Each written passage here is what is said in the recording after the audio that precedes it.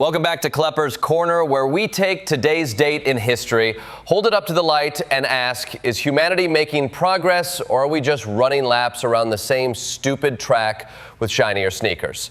September 25th is no ordinary square on the calendar. It's a date that has seen Vikings take their last swing, explorers trip over oceans, America scribble its Bill of Rights like a last-minute homework assignment, and 9 brave kids escorted into a high school by an entire airborne division. Sprinkle in the first woman Supreme Court justice, a transatlantic phone cable, Tommy John's elbow surgery, and boom, you've got yourself a historical buffet. Grab a plate, let's dig in. Segment 1, the end of the Vikings. Stamford Bridge, October 25th, 1066. The Battle of Stamford Bridge, a date that marks the end of the Viking Age in England. Basically, think of it like the season finale of Game of Thrones, except instead of dragons, you get Harold Godwinson speed marching 200 miles in 4 days like the world's angriest Peloton instructor. The English arrive, surprise the Norwegians, and what follows is one of the bloodiest family reunions in history. Harold's brother Tostig is fighting for the other team, because nothing screams sibling rivalry like teaming up with a 6'8" Viking named Hard Ruler. Seriously, Harold Hardrada sounds less like a king and more like a WWE villain. The legend goes a single Viking axeman held the bridge by himself, cutting down English soldiers until somebody decided, hey, what if we poke him from underneath? Which is proof that even in medieval times, humans understood the value of problem solving through loopholes. The English win. Harold Godwinson looks like a genius until he hears William of Normandy has landed down south. He drags his battered army back across England like a dad moving a sofa up 3 flights of stairs. Spoiler alert, they lose at Hastings. Harold takes an arrow to the eye, and the Norman conquest changes everything.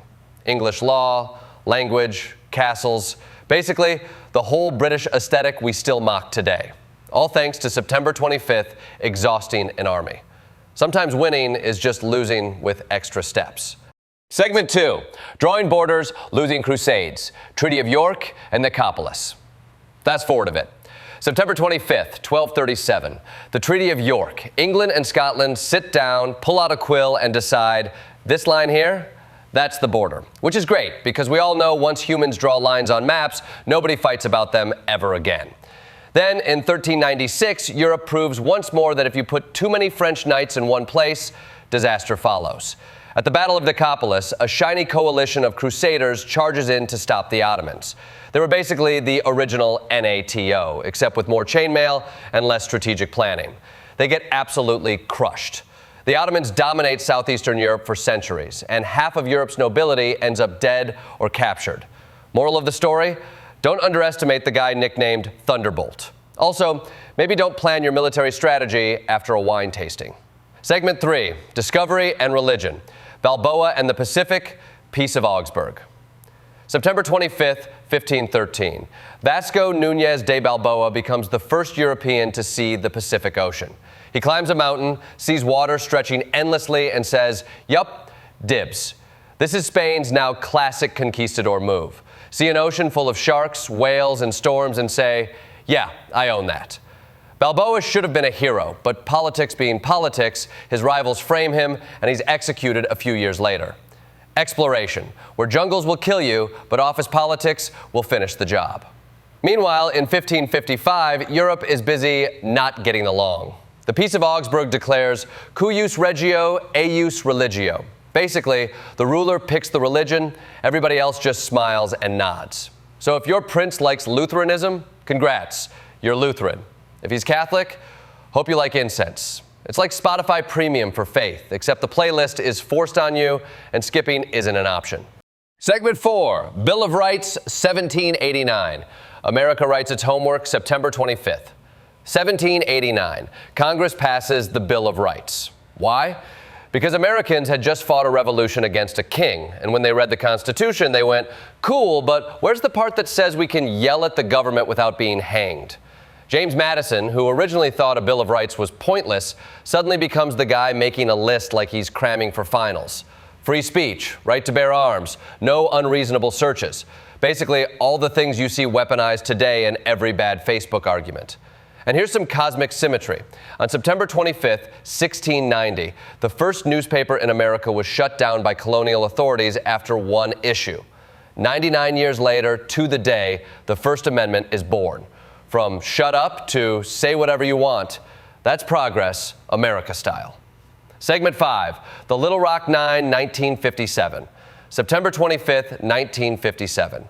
9 teenagers, the Little Rock Nine, walk into Central High School under armed escort. Because apparently in America, letting kids learn required paratroopers with bayonets.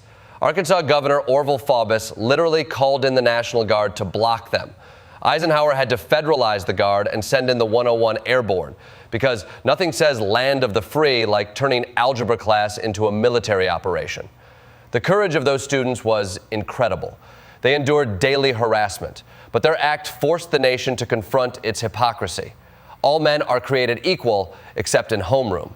The world was watching, and America had to decide if liberty and justice for all was a slogan or a promise. Segment 6, Sandra Day O'Connor, 1981. Jump to 1981. Ronald Reagan keeps a campaign promise and appoints Sandra Day O'Connor as the first female Supreme Court justice. Confirmed unanimously, 99-0. Imagine that today when senators can't even agree if water is wet.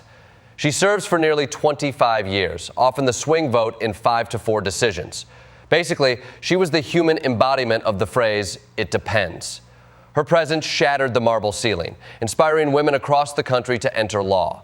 By the time she retired, law schools were nearly half women, which proves representation isn't just symbolic. It reshapes who even bothers to apply.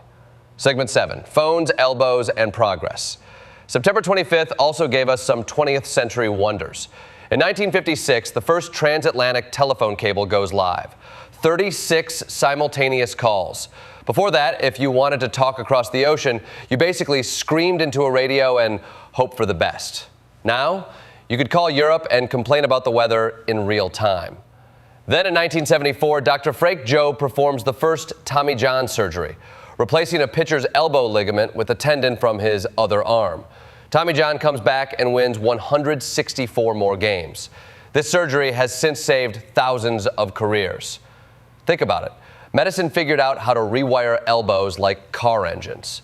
Meanwhile, I can't get my printer to connect to Wi-Fi. In conclusion, September 25th, humanity's highlight reel. So, September 25th, a day that saw Vikings fall, oceans claimed, rights enshrined, students protected by paratroopers, women rise to the Supreme Court, voices carried under the Atlantic, and baseball pitchers reassembled like Lego sets. It's proof that history isn't a steady march forward. It's a series of stumbles, scrapes, leaps, and sometimes surgeries that let us throw again. From conquest to civil rights, from censorship to free speech, from segregation to integration. The pattern is clear. We keep screwing up, keep fighting, keep learning, and every now and then, get it right. And if nothing else, September 25th reminds us, the world changes when people stand on bridges, in classrooms, on court benches, or even just on the pitcher's mound, and refuse to move.